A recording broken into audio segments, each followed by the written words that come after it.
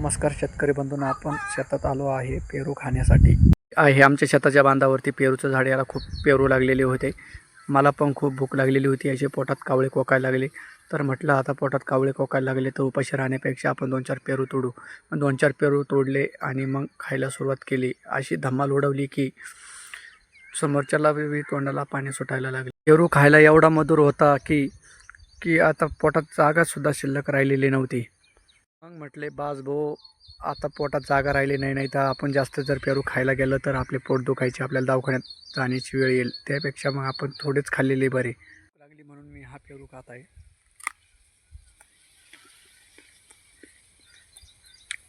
वा वा वा, एक नंबर.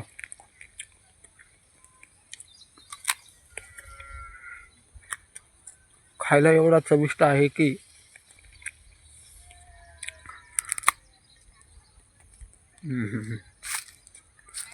क्या बात आहे.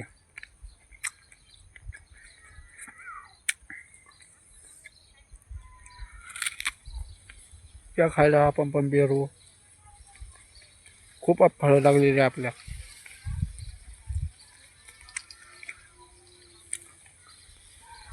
तुम्हाला हा आपला आजचा व्हिडिओ कसा वाटला तर आपल्या यूट्यूब चॅनलला येऊन कमेंट बॉक्समध्ये कमेंट करून सांगा. धन्यवाद.